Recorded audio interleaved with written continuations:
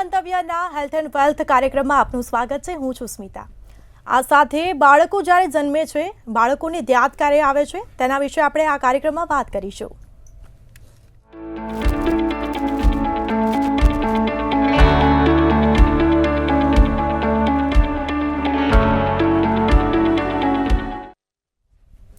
તો બાળકોને દાંત જ્યારે આવે છે ત્યારે બાળક અચૂક બીમાર પડે છે અને આ સમયે બાળકને ડાયરિયા, તાવ જેવી સમસ્યાઓ થતી હોય છે અને તેની તકેદારી કઈ રીતે રાખવી. તો બીજી તરફ મોટાભાગના દર્દીઓ એક સવાલ અચૂક કરે છે કે અમે રોજ બ્રશ કરીએ છીએ તોય દાંત કેમ સડી જાય છે.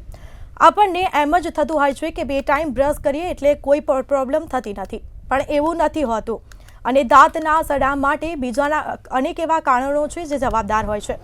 તો તે કયા કારણો છે તેના વિશે જાણીશું ડૉક્ટર મિત રમાંત્રી પાસેથી, જેઓ એક ડેન્ટલ ડૉક્ટર છે. જી સર, મંતવ્ય ન્યૂઝમાં આપનું સ્વાગત છે. નમસ્કાર સર. આપણે વાત કરીશું તો બાળકોને જ્યારે પહેલો દાંત ક્યારે આવતો હોય છે તેના વિશે. યસ, તો બાળકોને યુઝ્યુઅલી જે દાંત આવે એ 6 થી 8 મહિને કે અપ ટુ 12 મહિના સુધીમાં આવતો હોય છે. એ ડિલેડ ડેન્ટિશન કહેવાય. અમુક વખતે 12 થી 14 મહિને કે 18 મહિને પણ આવતો હોય છે, પણ એ નોર્મલ છે. એમાં કોઈ ચિંતા કરવાની જરૂર નથી. જો બાળક ફિઝિકલી ફિટ હોય તો એને બીજી કોઈ તપાસ કે ચેકઅપ કરવાની જરૂર નથી. જો 1.5-2 વર્ષ સુધી પણ દાંત ના આવતો હોય અને બલ્જ દેખાતો હોય તો પછી અમે એક્સરે લઈ, રેડિયોગ્રાફ લઈને દાંતને ચેક કરતા હોય છે કે વેધર દાંત અંદર છે કે નહીં. અમુક કિસ્સાઓમાં બાળકોને જન્મજાત એટલે જન્મ વખતે જ દાંત આવતા હોય છે. એને નેટલ કે 1 મહિનામાં આવે એને નિયોનેટલ ટીથ કહેવાય. એ કેસમાં જો દાંત હલતો હોય, તીખો હોય, ફીડિંગમાં તકલીફ થતી હોય તો એ રિગાફેડે સિન્ડ્રોમ એટલે કે દાંતના લીધે જીભની આજુબાજુ છાલા કરતું હોય છે અને ફીડિંગમાં પ્રોબ્લેમ કરતું હોય છે. અને હલતો હોય દાંત તો એ ગળી જાય બાળક અને શ્વાસ નળી તરફ જતું રહે તો અસ્ફિક્સિયા એટલે કે ઘૂંટાઈને બાળકનું કંઈ તકલીફ ઊભી થઈ શકે. એટલા માટે એ કેસમાં અમે એ દાંતને રિમૂવ કરી દેતા હોય છે અંડર લોકલ એનેસ્થેશિયા. એટલે લોકલ એનેસ્થેશિયા લગાવી અને એ દાંત રિમૂવ કરવાની જરૂર પડતી હોય છે. પણ જો દાંત ઉગવાની વાત છે એ 6 થી 8 મહિનાથી લઈને 1 થી 1.25 વર્ષ સુધીમાં શરૂ થતા હોય છે અને 2.5 થી 3 વર્ષ સુધીમાં બધી દાઢો સાથે બધા દાંત એરપ્ટ થઈ જતા હોય છે. એટલે સામાન્ય રીતે જે દૂધિયા દાંત હોય એ નીચેના આગળના સૌથી પહેલાં 2 આવે, પછી ઉપરના 2 થી 4 આવે અને બાકીના બધા પછી ધીરે ધીરે કરીને કેનાઇન એટલે શૂળનો જે દાંત હોય તીખો એ અને પછી દાઢો 2 પાછળની, એટલે ટોટલ 20 દૂધિયા દાંત આવે. એ 2.5 થી 3 વર્ષ સુધી મેક્સિમમ આવી જતા હોય છે. બિલકુલથી સર. તો જ્યારે પહેલો દાંત આવે છે બાળકને ત્યારે મોઢામાં બાળકને પેઢાની અંદર ખંજવાળ આવતી હોય છે, પછી તાવ આવતો હોય છે, ડાયરિયા થઈ જતા હોય છે બાળકને, ત્યારે ખાસ માતા પિતાએ કઈ કાળજી રાખવી જોઈએ? જ્યારે દાંત આવે એટલે પેઢામાંથી જ્યાં સુધી દાંત ફૂટીને બહાર ના નીકળે ત્યાં સુધી દાંતનો જો ભાગ હોય ઉપરની સપાટી એ પેઢામાં ખૂંચ્યા કરે.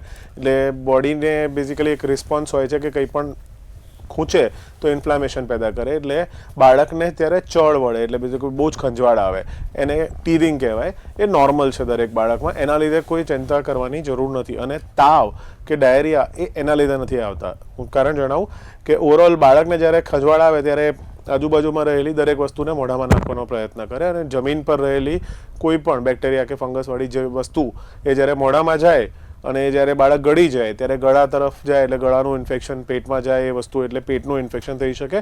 એના લીધે ડાયરિયા, ચૂંક આવી, દુખવું, ગળું બગડવું અને એના લીધે તાવ આવો એ બધી જે વસ્તુઓ છે એ થાય. કોઈ પણ એવા શરીરમાં ફેરફાર નથી થતા કે એવા કોઈ હોર્મોનલ ચેન્જીસ બાળકમાં નથી થતા કે દાંત આવ્યો અને તાવ આવ્યો, એવું નથી હોતું. એ ફક્ત બાહ્ય વાતાવરણના લીધે હોય છે. કેમ કે બહારથી લીધેલી કોઈ પણ વસ્તુ એ આપણે મોઢામાં લઈએ અને પછી આપણને ઇન્ફેક્શન થાય એ રીતે બાળકને ઇન્ફેક્શન થતું હોય છે. તો જેથી આજુબાજુની વસ્તુઓને આપણે સાચવી, એકદમ નીટ ક્લીન રાખવી. બાળકની આજુબાજુ જે ચાદર પાથરો એ પણ સાફ હોવી જોઈએ. જે વસ્તુઓ તમે આપો એમાં ટ્રાય કરો કે ખાવાની વસ્તુઓ જે પ્રોપર ધોયેલી હોય એ જ આજુબાજુમાં હોય અને એ જ મોઢામાં નાખે. જેવી રીતે ગાજર છે કે એવી રીતે વસ્તુ જે બટકું ભરે તો પણ કપાય નહીં, પણ બાળકને ચળ વળે ત્યારે એ ત્યાં રબ કરી શકે. અને બીજું છે કે ઘી કે તલનું તેલ એ બાળકના પેઢા પર વ્યવસ્થિત રીતે મસાજ કરી શકો છો. અને ફિંગર બ્રશ આવે જે સિલિકોનના બનેલા હોય છે એની ઉપર નાના નાના એલિવેશન્સ હોય છે જેથી એ દાંત પર એટલે જે પેઢાના ભાગ પર આપણે ખંજવાળની જેમ યુઝ કરીએ અને મોઇસ્ટ રાખીએ એ વસ્તુને તો બાળકને સારું એક ફિલિંગ આવતું હોય છે અને બાળક કમ્ફર્ટેબલ રહેતું હોય છે. ફોરેનમાં જેવી રીતે એનેસ્થેટિક જેલીઝ ને એ બધું રેકમેન્ડ કરવામાં આવે છે જેની યુઝ્યુઅલી જરૂર નથી હોતી. એ અમારી ટેક્સ્ટ બુક્સમાં લખેલું હોય છે, પણ યુઝ્યુઅલ પ્રેક્ટિસમાં એટલી બધી જેલી લગાવવી શક્ય નથી હોતી કે દિવસમાં આપણે 6 થી 8 કે 10 વાર કે 20 વાર આપણે જેલ લગાવીને પેઢાને બેરું કરી દઈએ, જે બાળક માટે પણ કમ્ફર્ટેબલ નહીં રહે. એટલા માટે બીજું કંઈ કરવાની જરૂર નથી. આજુબાજુનું એન્વાયરમેન્ટ ક્લીન રાખો અને બાળકને થાય એટલું રોકો, અને બાળકના હાથ અને જે વસ્તુઓ મોઢામાં નાખે છે એ સાફ રહે એટલું કાળજી રાખવી જોઈએ.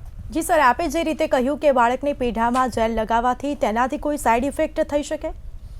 પેઢા પર જેલ લગાવવાથી કોઈ સાઈડ ઇફેક્ટ નથી, પણ એનેસ્થેટિક જેલી છે ને બાળકને ભાગ બહેરું થઈ જાય એટલે બાળક કન્ટિન્યુઅસ ઇરિટેશનમાં રહે, કેમ કે એનું પેઢું સતત દર 10 થી 15 કે 20 મિનિટ માટે એ ભાગ બહેરું થઈ જાય અને બાળકને ચડ તો બંધ થાય, પણ એને બીજો અહેસાસ થાય અને એ જે જનજનાટી કહેવાય પેઢામાં જે ફીલ થાય એ જે કમ્ફર્ટેબલ ના રહે બાળકને કન્ટિન્યુઅસ. અને એટલી બધી જેલ કે મેડિકલ સમજો કે ફાઇનલી એ મેડિસિન છે જે વારંવાર લગાવવાની કોઈ જરૂર નથી. કોઈ નુકસાન નથી થતું હતું, પણ ઓવરઓલ એની જરૂર નથી હોતી. જી, જ્યારે બાળકને દાંત આવતા હોય છે ત્યારે ખાસ કરીને કઈ કાળજી રાખવી જોઈએ? બાળકને દાંત આવે એના પહેલાં પેઢા જે હોય છે દરેક ફીડ પછી આપણે ચોખ્ખા કપડાં હોય એને આપણે નાના નાના પીસ કરીને આપણે અલગથી રાખવા જોઈએ, ધોઈને પ્રોપર સૂકવી કાં તો ડેટોલમાં એને ધોઈને અને એના અલગથી સૂકવી ચોખ્ખા તાર પર, અને પછી એને સાચવીને અલગ બોક્સમાં પેક કરીને રાખવાના. આખા દિવસમાં જે પણ ફીડિંગ પત્યું પછી પેઢાની આજુબાજુ જે છારી જમા થાય કે દૂધ જમા થાય એને આપણે એ કપડાથી ક્લીન કરી દેવું જોઈએ. That is one. અને દાંત પહેલો આવી જાય એના પછી ફિંગર બ્રશથી બ્રશિંગ શરૂ કરી દેવું જોઈએ, કેમ કે પહેલાં દાંતની સાથે સડાની પ્રક્રિયા થઈ શકે છે. એટલે બાળકને ક્યાંય પણ એવું લાગે કે આપણે કંઈ પણ ખવડાયું છે કે પીવડાયું છે આ તે, તો દિવસ દરમિયાન એનું ક્લિનિંગ બહુ જરૂરી છે, ચોખ્ખા કપડાં વડે અને પછી દાંત આવ્યા પછી ફિંગર બ્રશ વડે. અને પછી ધીરે ધીરે જેમ જેમ બાળક મોટું થતું જાય એમ એમ દાંતને કાળજી બ્રશ દ્વારા પણ કરવામાં આવે. સ્ટાર્ટિંગમાં આપણે જ્યારે 4 થી 6 દાંત હોય ત્યારે ટૂથપેસ્ટ વગર ખાલી બ્રશ લઈ પાણીમાં ચોખ્ખું કરી અને પછી બ્રશ ગોળ સર્ક્યુલર મોશનમાં આપણે ક્લીન કરવાનું હોય. અને જેમ થોડાક હજી વધારે દાંત આવે અને કેનાઇન અને દાડો આવવાના શરૂ થાય પછી આપણે ફ્લોરાઇડ ફ્રી ટૂથપેસ્ટ આવતી હોય છે માર્કેટમાં, ચિક્કો, પિજન અને અમુક બ્રાન્ડ્સની આવતી હોય છે, જેમાં ફ્લોરાઇડ ફ્રી ટૂથપેસ્ટ અવેલેબલ છે, જેને નાનકડી માત્રામાં એટલે રાઈસના દાણા જેટલી જ આપણે ટૂથપેસ્ટ લેવાની, આંગળીથી એની અંદર પુરવી દેવાની અને પછી સર્ક્યુલર મોશનમાં એને ક્લીન કરવાનું દાંતને, દરેક દાંતને.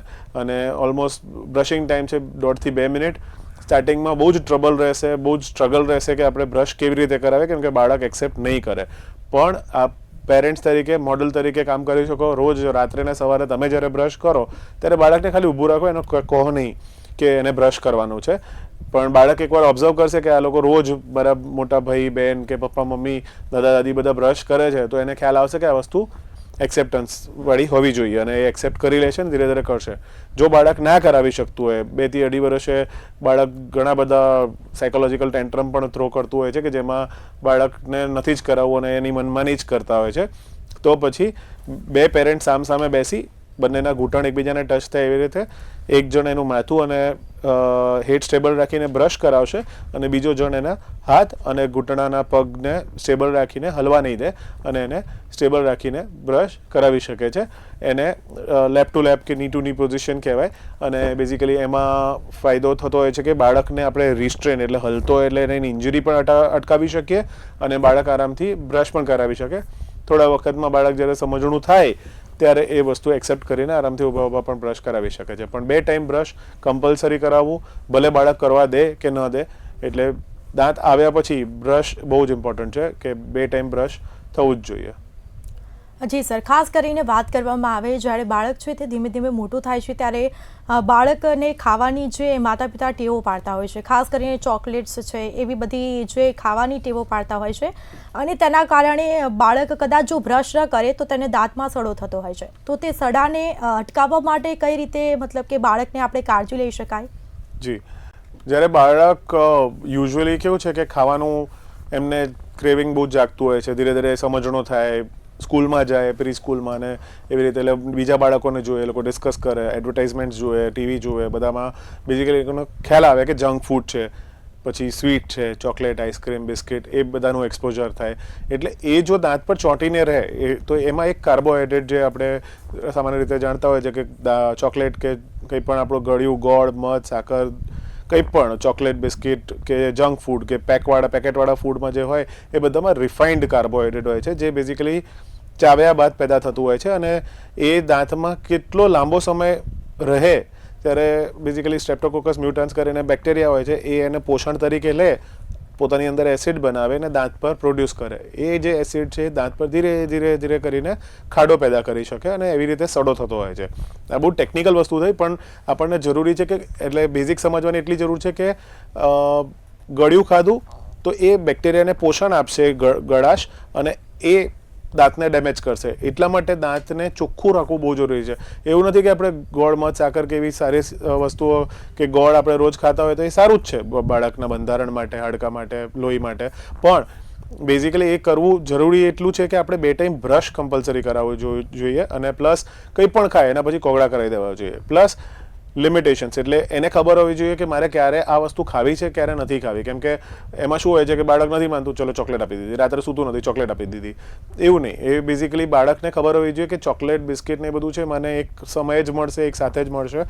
કેમ કે એક સાથે જો કોઈ પણ ગળાશવાળી વસ્તુઓ આપણે બાળકને આપી દીધી તો એક જ સાથે બેક્ટેરિયાનો એક્સપોઝર કે ગળાશનો એક્સપોઝર મળે, કાર્બોહાઈડ્રેટનો એક્સપોઝર મળે અને એના અડધો પોણો કલાકમાં જ્યારે મોઢાનું એન્વાયરમેન્ટ સ્ટેબલ થઈ જાય, પીએચ સ્ટેબલ થઈ જાય, પછી આપણે એને બ્રશ કરાવી દઈએ તો એ ચોંટીને ના રહે અને કોઈ ડેમેજિંગ પ્રવૃત્તિ દાંતની આજુબાજુ થાય નહીં. એટલા માટે જરૂરી છે કે આપણે પ્રોપર ટાઈમે એને બ્રશ કરાવો. એટલે દિવસમાં 2 વાર સવારે રાત્રે તો ખરું, પણ દિવસ દરમિયાન જ્યારે પણ બાળકે કંઈ ગળ્યું ખાઈ લીધું હોય તો એ કરવાનું. પ્લસ સાંજે હું યુઝ્યુઅલી રેકમેન્ડ કરતો હોઉં છું મારા બધા જ પેશન્ટ્સને કે 5 વાગ્યા પછી ગળાશ અવોઇડ કરવાની. એટલે ગોળ, મધ, સાકર, જંક ફૂડ કે કંઈ પણ એવી વસ્તુઓ કે ઇવન દૂધ રાત્રે જેવી રીતે પીવડાવીને સૂતા હોય છે, એમાં કંઈક મિક્સ કરીને પીવડાવીને સૂતા હોય છે, કે ઇવન પ્લેન, કેમ કે એમાં કાર્બોહાઈડ્રેટ તો રહેલું હોય છે. હવે એ ખાવું પીવું બધું જરૂરી છે, પણ એને આપણે ટાઈમિંગ શિફ્ટ કરી દઈએ. જેવી રીતે સવારે અને રાત્રે દૂધ પીતા હોય તો સવારે ને સાંજે પીએ, રાત્રે નહીં. રાત્રે જમ્યા પછી ગેપ રાખી અને પછી બાળક ડાયરેક્ટ સૂઈ જવું જોઈએ.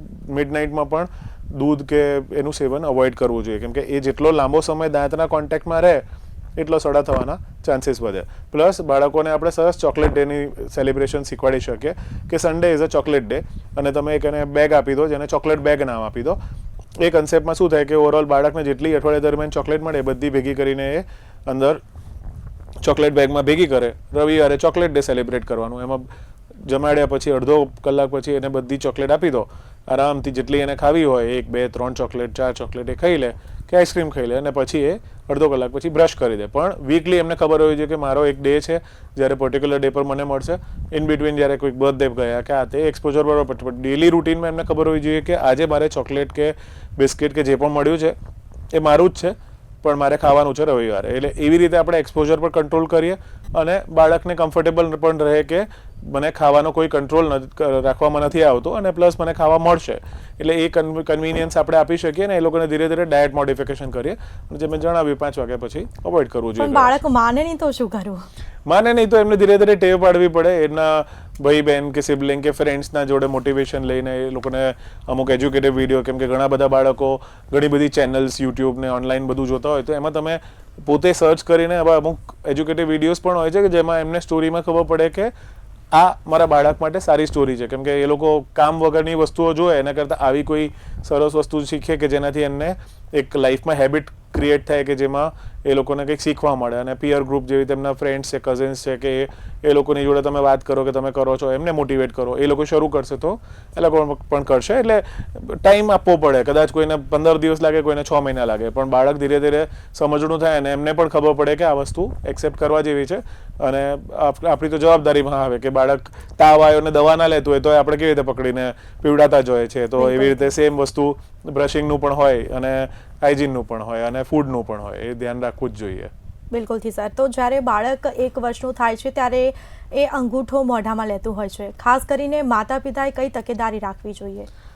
બાળકને ફર્સ્ટ યરમાં જે અંગૂઠો લેવાની ટેવ હોય છે, કેમ કે બાળક જ્યારે માતાના વૂમમાં હોય ત્યારે પણ અંગૂઠો અંદર હોય અને એક સિક્યોરિટી હોય એના માટે, સેન્સ ઓફ સિક્યોરિટી, અને સાયકોલોજીકલ લેંગ્વેજમાં એ એનું વર્લ્ડ સાથેનું કનેક્ટ બનાવવા માટે અંગૂઠો મોઢામાં લેતું હોય છે. અને ફ્રોઇડ થિયરી ને બધામાં એવું કહેવામાં આવે છે કે ફર્સ્ટ યરમાં અંગૂઠો એને લેવાનો હક છે અને રહેવા દેવો જોઈએ. પછી ધીરે ધીરે કરીને એની આદત છૂટી જવી જોઈએ, કેમ કે એ જો રિટેન્ડ રહે જેવી રીતે 2, 3, 4 વર્ષ સુધી, તો ધીરે ધીરે કરીને એ અંગૂઠો જો મોઢામાં કન્ટિન્યુઅસ રહે તો અંગૂઠાનું જે પ્રેશર છે એ ઉપરના જડબા પર આગળની તરફ અને નીચેના જડબા પર પાછળની તરફ રહે, એટલે અંગૂઠા જેટલી જગ્યા આપણને આખા દાંતની વચ્ચે, અપર અને લોઅર દાંતની વચ્ચે અંગૂઠા જેટલી જગ્યા બની જાય, એટલે આગળના ફોરવર્ડલી પ્લેસ થાય અને પાછળના અંદરની તરફ પ્લેસ થાય.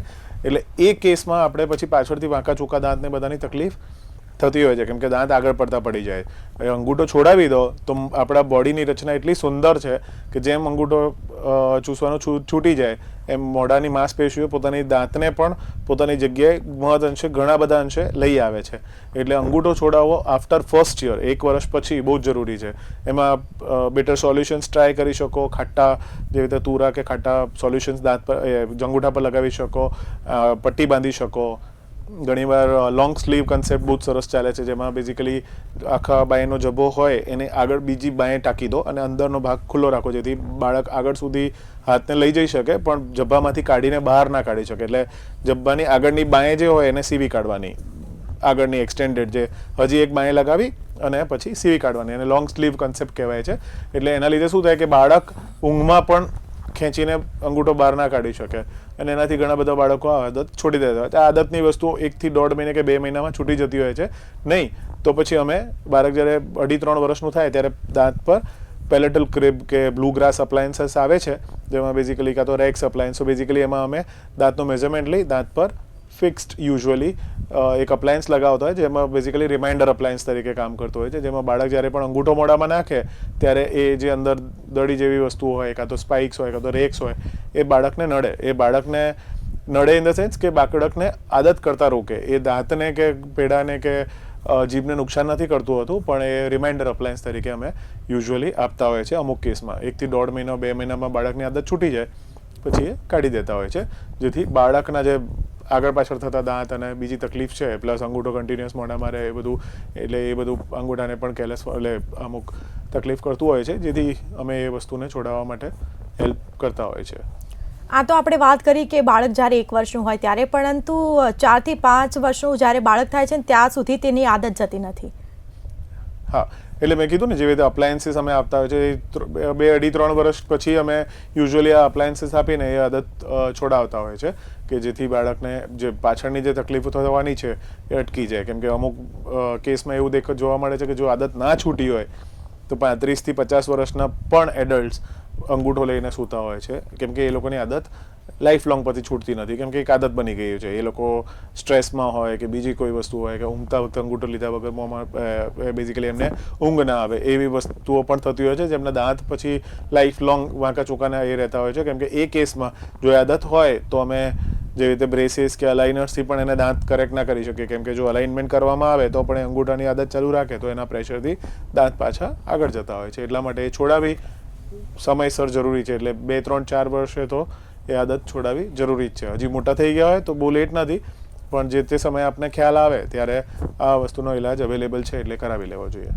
બિલકુલથી સર. તો જ્યારે બાળક મોટું થતું હોય છે ત્યારે તેના દાંત વાંકા ચૂકા ઉગતા હોય છે, અને ખાસ કરીને કઈ સારવાર કરવી જોઈએ અને કઈ તકેદારી રાખવી જોઈએ? બાળક જ્યારે મોટું થાય ત્યારે બેઝિકલી 8 to 11 એટલે 8 થી 11 વર્ષ કે 12 વર્ષ સુધી બાળકનું જડબું ઘણા બધા અંશે વિકાસ પામતું હોય છે. યુઝ્યુઅલી અમારી જે સોસાયટીઝ છે, જે વાંકા ચૂકા દાંતનું જે રેકમેન્ડેશન હોય છે, એમાં એવું છે કે એ સોસાયટીમાં 7 થી 11 વર્ષની વચ્ચે બેઝિકલી આ ઇન્ટરવેન્શન થઈ જવું જોઈએ, જેથી જેવી રીતે દાંતમાં જડબામાં એવી હોય કે નીચેનું જડબું આગળ પડતું હોય તો એ આપણે રિવર્સલ પણ કરી શકીએ, ઉપરનું જડબું આગળ ઉગાડીને. પ્લસ જડબું સાંકડું હોય તો એને પહોળું કરી શકાય, નીચેનું જડબું પાછળ હોય એને રેટ્રોગ્નેથિક મેન્ડિબલ કહેવાય, એને આગળ લાવી શકાય, નેરો આર્ચ જેવી રીતે મેં કીધું સાંકડું હોય, એ બધી વસ્તુઓ અમે ઇન્ટરવીન કરીને હેલ્પ કરી શકતા હોય છે. એટલે અર્લી એજ પર જ્યારે બાળકનું પ્યુબર્ટલ એજ કમ્પ્લીટ નથી થઈ, એટલે કે એનું જડબાનો વિકાસ કમ્પ્લીટ નથી થયો, એનો ગ્રોથ પીરિયડ કમ્પ્લીટ નથી થયો, ત્યારે જડબામાં અમુક મોડિફિકેશન શક્ય છે. એટલે એ અમે અમુક પ્લેટ્સ આપતા હોય છે ને એનાથી એ વસ્તુ આપણે કરેક્ટ કરી શકીએ. એને ઓલમોસ્ટ 6 મહિનાથી 1.5-2 વર્ષ સુધીમાં એ ટ્રીટમેન્ટ ચાલતી હોય છે, જેને માયો ફંક્શનલ અપ્લાયન્સીસ કહેવામાં આવે છે. અને જડબામાં જે પણ એવા ચેન્જીસ છે જે પાછળથી 14 વર્ષ પછી કે ફિમેલ્સ અને મેલ્સમાં 12 થી 15 વર્ષ સુધીમાં ચેન્જીસ શક્ય છે, પછી એ ચેન્જીસ શક્ય નથી, કેમ કે પછી આપણું જે જડબાનો વિકાસ છે કમ્પ્લીટ થઈ જાય છે ને એકદમ જટિલ થઈ જાય છે, પછી મેજર મોડિફિકેશન શક્ય નથી. એટલે આ કમ્ફર્ટેબલ એજમાં 7 to 11માં આપણે વાંકા ચૂકા દાંતનું ઓપિનિયન લઈ અને બેઝિકલી એની ટ્રીટમેન્ટ હાથ ધરવી જોઈએ. બિલકુલથી સર, બિલકુલથી. તો બાળકને જ્યારે દાંત આવતા હોય છે, કહી શકાય કે પેલા દૂધિયા દાંતની જે સંભાળ કઈ રીતે રાખવી? દૂધિયા દાંતની સંભાળ કેવી રીતે રાખવી? સો બેઝિકલી દૂધિયા દાંતમાં એવું હોય છે કે ઓવરઓલ જ્યારે દાંત આવી ગયો પછી આપણે ફિંગર બ્રશથી શરૂ કર્યું. આપણે વાત એવી રીતે પહેલાં ક્લીન ક્લોથથી પેડા ક્લીન કરવાના, એ જરૂરી છે. પછી સેકન્ડ જ્યારે દાંત આવવાના શરૂ થાય ત્યારે ફિંગર બ્રશથી વિધાઉટ ટૂથપેસ્ટ તમે ક્લીન કરો. પછી વિધાઉટ ટૂથપેસ્ટ સ્મોલ હેડના નાના બ્રશ આવે, એ અલગ અલગ બ્રાન્ડના મળતા હોય છે. નાનકડો એકદમ સોફ્ટ બ્રિસલ્સવાળા હેન્ડલવાળા બ્રશ મળતા હોય છે, એમાં સર્ક્યુલર મોશનથી તમે ક્લીન કરવાનું શરૂ કરો. જેમ 6 એક દાંત આવી ગયા પછી આપણે રાઈસ જેટલા દાણા જેટલી ફ્લોરાઇડ ફ્રી ટૂથપેસ્ટ યુઝ કરવાની, બ્રશમાં ઉપર લગાવી આંગળીથી પરોવી દેવાની, કેમ કે બાળકો યુઝ્યુઅલી ચાટી જતા હોય છે કેમ કે એ લોકોને ટેસ્ટ બહુ ભાવતો હોય છે. એટલે એ કેસમાં આપણે શું કરીએ કે ફિંગરથી લગાવી ઘસી અને પછી આપણે સર્ક્યુલર મોશનથી એને બ્રશ કરવાનું. સર્ક્યુલર મોશન એને FONES ફોન્સ ટેકનિક કહેવાય છે અને એ ફોન્સ ટેકનિકથી બ્રશિંગ પ્રોપર થતી હોય છે કેમ કે દાંત યુઝ્યુઅલી દૂધિયા દાંત બલજી હોય છે, એટલે સર્ક્યુલર મોશનથી એ પ્રોપર ક્લીન કરી શકાય. અને પછી જેમ બાળક મોટું થાય 6 વર્ષનું કે 7 વર્ષનું ત્યારે મીડિયમ સાઇઝ ટૂથબ્રશ અને બેઝિકલી ફ્લોરિડેટેડ ટૂથપેસ્ટ અમે રેકમેન્ડ કરતા હોય છે, જેમાં હવે તો 1000 થી 1200 ppmના ફ્લોરાઇડવાળી ટૂથપેસ્ટ જે આપણે બ્રશ પર લગાવી આંગળીથી પરોવી અને પછી પ્રોપર એને બ્રશ, એમાં મોડિફાઈડ વિડમેન્સ ટેકનિક અને મોડિફાઈડ બાસ ટેકનિક ને એ અમે યુઝ કરતા હોય છે, જેમાં 45 ડિગ્રી પર દાંત પર બ્રશ રાખી અને બેઝિકલી અડધું પેડા પર ને અડધું દાંત પર રહે અને પછી વાઇબ્રેટરી સ્ટ્રોક કરીને ઉપર નીચેથી ઉપર અને ઉપરથી નીચે એવી રીતે ઉપર અને નીચેના દાંતમાં અમે ક્લીન કરવાની જરૂર હોતી હોય છે. બેઝિકલી એ બ્રશિંગ ટેકનિક કહેવાય. અને આગળના દાંતમાં જેવી રીતે વર્ટિકલ એટલે આગળ ઉપર નીચે દાંત ભેગા લાવીને ઉપરથી નીચે બ્રશ કરવી જોઈએ અને પ્લસ સર્ક્યુલર મોશનથી પણ બ્રશ કરવું જોઈએ. કોઈને બહુ જ વાંકા ચૂકા દાંત છે તો એને પ્રોપર સ્મોલ હેડના નાના બ્રશ પણ આવતા હોય છે, એનાથી ક્લીન કરવું જોઈએ અને અલાઇનમેન્ટ પર ધ્યાન આપવું જોઈએ. સેકન્ડલી ફ્લોસ પણ યુઝ કરવું જોઈએ. એટલે બેઝિકલી ડેન્ટલ ફ્લોસ એટલે દાંત જેવી રીતે 6 થી 7 વર્ષે ઘણા બાળકને ટાઇટ કોન્ટેક્ટ શરૂ થઈ જતા હોય છે, એટલે એ ઉંમરથી લઈને મોટી એડલ્ટ થાય ત્યાં સુધી વેક્સ્ડ ફ્લોસ આવતું હોય છે, જે દાંતની વચ્ચે જઈ અને દાંતની જે પણ જગ્યા છે દાંતની વચ્ચેની એને ક્લીન કરવામાં હેલ્પ કરતું હોય છે. એટલે બેઝિકલી દરરોજ ફ્લોસથી એને ક્લિનિંગ કરી અને દરેક દાંતની આજુબાજુથી એ કચરો કાઢી નાખવો જોઈએ અને રેગ્યુલર. હવે વોટર ફ્લોસર પણ આવી ગયા છે, એટલે એમાં પાણીની પિચકારીનું બેઝિકલી એક મશીન હોય, એમાં પાણીની એક ટીપમાંથી પાણીની પિચકારી ધીરે ધીરે કરીને છૂટે, એટલે દાંતની વચ્ચે દરેક જગ્યાએ તમે લઈ જાઓ તો એ દાંતની વચ્ચેની જે પણ કચરો છે કે તો જેમાં જે ફૂડ છે એને કાઢી નાખશે, એટલે તમારું ઓવરઓલ એન્વાયરમેન્ટ હેલ્ધી રહેશે. અને ફ્લોસિંગ ઇઝ ઇક્વલી ઇમ્પોર્ટન્ટ જેટલું આપણું બ્રશિંગ છે. જી સર, બિલકુલથી. તો ખાસ દર્શક મિત્રોને શું માહિતી આપવા માંગશો દાંતને લઈને? એટલે આપણે જેમ વાંકા ચૂકા દાંતની વાત કરી કે 8 થી 11 વર્ષે મોડિફિકેશન પોસિબલ છે. 11 વર્ષ પછી આપણે બ્રેસીસ કે અલાઇનર્સથી બેઝિકલી એને દાંતને વાંકા ચૂકા દાંતને સીધા કરવા માટે હેલ્પ કરી શકે. વાંકા ચૂકા દાંત સીધા કેમ કરવા? તો આપણને મેઇન પર્પઝ એવું જોઈએ કે આપણે સુંદર દેખાવું છે એટલા માટે વાંકા ચૂકા દાંતને સીધા કરવા. પણ વાંકા ચૂકા દાંતને સીધા કરવાનો મેઇન પર્પસ એ છે કે આમ વાંકા ચૂકા જે દાંત રહેલા હોય એની આજુબાજુ જે જગ્યા છે ત્યાં ખાવાનું ફસાઈ રહે, એટલે ત્યાં સડો થવાના ચાન્સીસ થતા હોય છે. 1 સેકન્ડલી વાંકા ચૂકા છે એટલે બેઝિકલી શું થાય કે એની આજુબાજુ ખાવાનું અને બીજી વસ્તુઓ જમા થઈ અને ત્યાં આજુબાજુ છારી જમા થાય. છારી જમા થઈને ધીરે ધીરે કરીને પેડા અને હાડકાને નીચે ઉતારે અને એને લોંગ ટર્મ પર ઇન્ફેક્શન પણ પેદા કરે, જેને પાયોરિયા પણ થઈ શકે. એટલા માટે એટલું જરૂરી છે કે ઓવરઓલ જો વાંકા ચૂકા દાંત હોય તો એને પ્રોપર અલાઇનમેન્ટ કરવામાં આવે તો એની જે બાઇટ છે એ પણ કરેક્ટ થાય. એટલે બેઝિકલી આપણે જે બાઇટ કરીએ છીએ એમાં બેઝિકલી ઓવરજેટ ઓવરબાઇટ એટલે દાંત કેટલા એકબીજાને ઓવરલેપ કરવા જોઈએ, બંને વચ્ચે કેટલું ગેપ રહેવું જોઈએ, બાઇટ અંદર બહાર નહીં હોવી જોઈએ, રિવર્સ બાઇટ કે ક્રોસ બાઇટ નહીં હોવી જોઈએ. એ બધાના લીધે શું થાય કે આ પાયોરિયા તો થાય જ, પ્લસ બાઇટનો ઇશ્યુ હોય અને H2H ને ડીપ બાઇટ હોય મેઇનલી, તો ડીપ બાઇટમાં દાંતના પાછળના ભાગની સપાટીઓ વખત જતાં જ્યારે 30, 35, 40 વર્ષે બધા દાંત ઘસાઈ જતા હોય છે. ધીરે ધીરે આ દાંત જે છે ડીપ બાઇટના લીધે ઉપરના પેડાને પણ અડતા હોય છે અને દુખાવો કરતા હોય છે.